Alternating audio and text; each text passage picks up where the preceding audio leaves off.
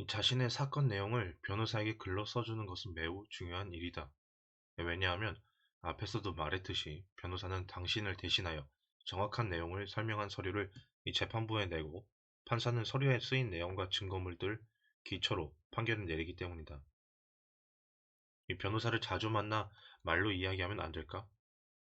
글쎄다. 이 말로 설명을 하다 보면 빠진 내용도 있고 정리하는데 시간도 많이 걸린다. 이 변호사의 입장에서 생각해 보자. 그가 맡은 사건은 하나둘이 아니다. 이 최소 시간에 최대 변론을 하면서 이 가능한 한 많은 사건을 맡아야 사무실도 유지하고 직원들 월급도 줄 수 있으며 이 품위 유지 비용도 마련하고 생활비도 가져갈 수 있다.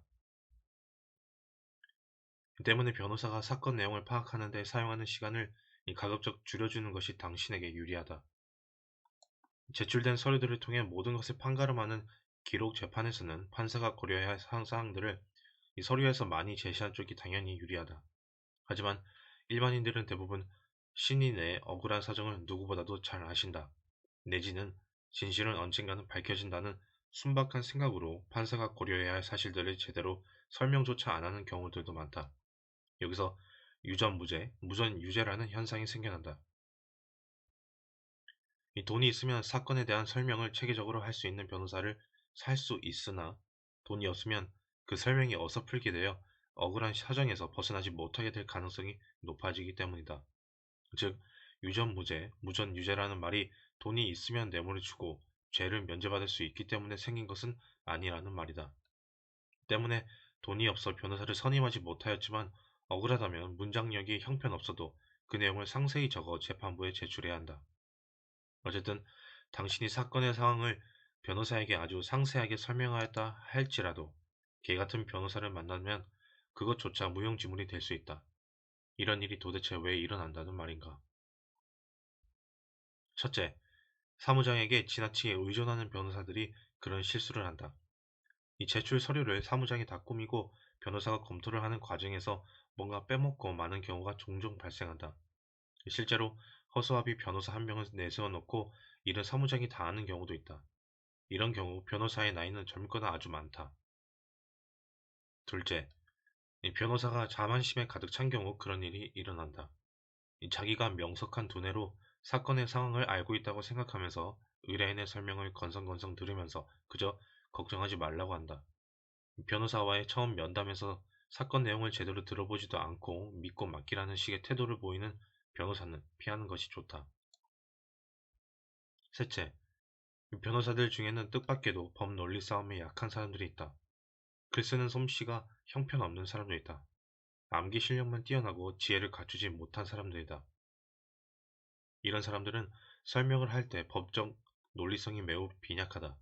이 기록 재판이라고 함은 법을 뼈대로 한 논리 싸움을 의미하는데 이 싸움에 약하다는 말이다. 넷째, 바빠서 신경을 쓰지 못해서 그런 일이 일어난다. 메뚜기도 한철이라고 사건 수임이 밀려들 때 많이 벌어둬야 하는데 시간은 한정되어 있으니 아무래도 수임료가 많은 큰 사건에 신경을 쓰게 된다. 그러므로 당신이 찾아간 변호사 사무실 칠판에 뭔가가 빽빽히 써있는 경우 진행 사건이 많다는 뜻이므로 그런 변호사는 수임 계약을 해도 만나기조차 힘들 수도 있다. 이 나의 경험, 나의 아주 오래전 상당히 유명한 변호사에게 행정소송을 위임하였다.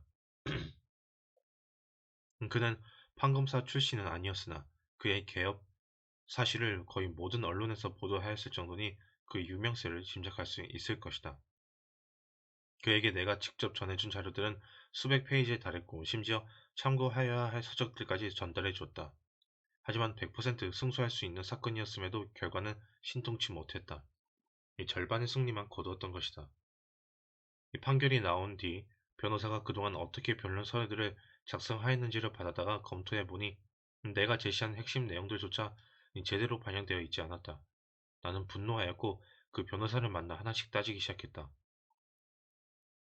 처음에는 얼굴까지 시뻘개지면서 최선을 다하였다고 주장하던 그 변호사는 내가 조목조목 잘못을 지적하며 불성실 변론으로 소송을 제기하겠다고 말하자 비로소 죄송하다. 바빠서 미처 챙기지 못했다고 열심히 사과하였다. 그는 아무런 추가 보수도 받지 않겠으며 선임료도 되돌려 주겠나라고 했지만 내가 그에게 뱉은 말은 18세기였다. 나는 그 일을 경험한 뒤부터는 변호사들이 어떤 내용을 재판부에 제출하였는지를 반드시 챙긴다. 수임료는 자유 경쟁이고 지명도에 따라 편차가 매우 심하며 협상이 가능하다. 나는 수천만 원 달라는 것을 500만 원 전에 정한 것도 있다. 일반적으로 사소한 민사소송이라면 300만 원에서 500만 원 정도면 판사나 검사 출신으로 개업한 지 수년 된 변호사를 선임할 수 있다.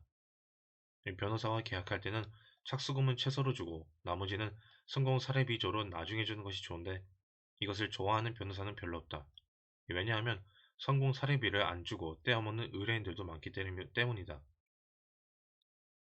이 경우에 따라서는 사건 진행 중에 수임료를 더 달라고 압박하는 경우도 있고 예상 외로 결과가 좋은 경우 계약서에서 명시한 금액 이상을 보너스조로 더 달라는 경우도 있다. 물론 이런 돈들은 주지 않아도 된다. 이 사업을 할 때 변호사의 자문을 받아야 하는 경우도 있다. 이때 대형 로펌이 반드시 유리한 것은 아니다. 그들은 미국식으로 시간당 비용을 청구하는데 한 번은 외국인 투자를 수행하면서 문제된 사항들을 알려달라고 부탁하였더니 풋내기 변호사로부터 청구서가 이렇게 날랐다. 외국인 투자법 검토 몇 시간 얼마, 관련 벽규 검토 몇 시간 얼마 등등. 나는 즉각 대표 변호사에게 전화를 하였다. 이거 누가 보낸 겁니까? 아무개 변호사입니다. 그 친구 좀 바꿔주세요. 왜 그러시지요? 이 투자법 읽고 검토하는 것은 내 직원도 할 수 있습니다. 내가 뭘 조심해야 하는지를 알려달라고 했더니 투자법도 처음 읽어보고 관련 법규도 처음 찾아본 새파란 변호사가 뭘 한다고 내게 조언을 한다고 덤벼들면서 비용 청구를 하는 건가요? 이 친구가 말하는 내용에 대해 얼마나 책임질 수 있죠? 죄송합니다. 그 청구서는 폐기시켜 주십시오. 어섭던 것으로 해주십시오. 이 사업상 법적 조언이 필요한 경우 내 경험으로는 변호사보다는 담당 공무원을 찾아내서 그의 조언을 듣는 것이 훨씬 더 정확하였다. 그 어느 경우에서건 간에 기억해라. 이 변호사라고 해서 모든 법을 다 아는 것은 아니다. 흔한 민형사 사건이 아니라면 그들 역시 새로 공부해야 한다는 말이다. 때로는 법무사의 도움을 받아도 되는 사건도 있고 형사 사건의 경우에는 경찰직에 오래 있다가 행정 서사를 하는 사람들의 도움이 유용할 때도 있다는 것도 기억하여라. 한편 이른바 국제 변호사라는 자격은 없다. 국제 변호사는 다른 나라의 변호사 자격을 갖고 있다는 말일 뿐이며 이 경우 한국 내에서 변호사로서의 활동하면 불법이다. 변호사 없이 홀로 소송하는 방법도 여기저기에서 찾아볼 수 있다. 어느 중국집 배달원은 보험회사를 상대로 소송을 하면서 인터넷 여기저기를 뒤져가며 변호사 없이 서류를 작성하였고 결국 승소하였다. 혼자서도 웬만한 사건은 진행할 수 있다는 말이다. 이 변호사의 도움을 받건 혼자서 소송을 진행하건 간에 가장 중요한 것은 비슷한 사건에 대한 대법원 판례들이다. 이 대법원 홈페이지에 들어가면 과거의 판례들을 쉽게 찾아볼 수 있는데 해당 법조문들도 명시되어 있어 매우 편리하다. 이 법 제처 홈페이지 역시 계속 개선되면서 잘 만들어져 있는데 이 주제어만 입력하면 관련 법들이 모두 나오고 한자 투성이인 법규들이 클릭 한 번으로 한글로 변환되고 인쇄 역시 손쉽게 되어 있어서 아주 편리하다.